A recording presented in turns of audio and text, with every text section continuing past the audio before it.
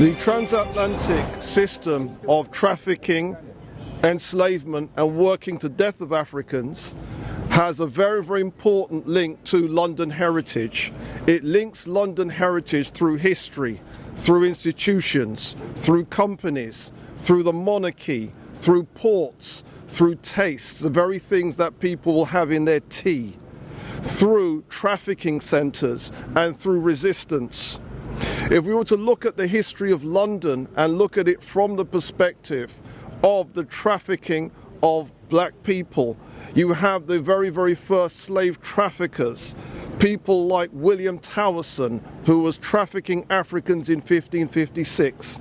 You had John Hawkins from Plymouth. Even though he's from Plymouth, he had London backing, and he was trafficking Africans 1562. 1564, 1565. You had companies that came out of the trafficking of Africans. You had the Company of Adventurers in Guinea and Benin, and this was an institution set up by the Earl of Warwick. You had Charles I, the King of England, putting together a contract to back a slave dealing syndicate in 1632.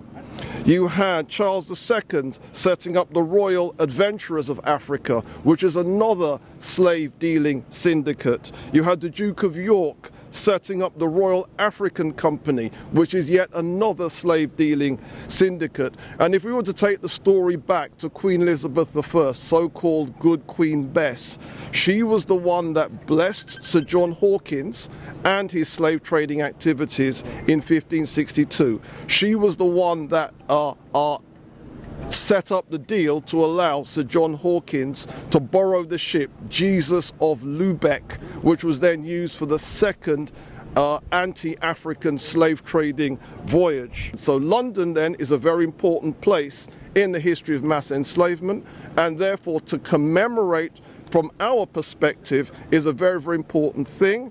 And obviously we want people to listen to this message, because we need to have the commemoration for those people, those ancestors that went through that process. I just want it to be noted that of all the events that take place in Trafalgar Square, we have Eid on the square, Diwali on the square, St. Patrick's Day on the square, St. George's Day on the square, Veka on the square, Chinese New Year on the square. So every pretty much other nationality or culture or community in the UK is being represented. We did have an Africa on the Square that was cancelled last year, and this isn't just black history.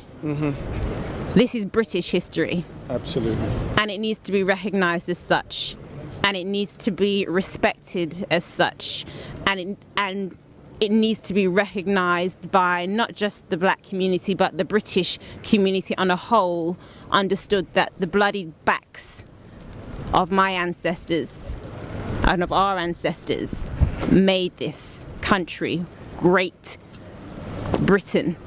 And it's something that we need to finally come together and recognise and remember. It's time to remember. If you look at the building, City Hall, can you see there are 3 flags flying? One represents the LGBT plus community. Why? This is bigger than just Sankofa Day. We should have a Pan-African flag there to represent the Pan-African community. So when we're talking about fighting for our people and the African diaspora in London, this is something that everyone should get behind, because you know, if we just sit back and do nothing about it, then injustice will continue to happen all the time. So I'll ask and urge everyone to support ADPAC, because this is the way forward. We can organise and unite the community, different organisations in the community who are doing the same thing, but we need to come together because there's power in numbers, our strength is in numbers. All our greatest leaders have said the same thing. So that's why I'm here today, and we'll continue to support ADPAC. Thank you.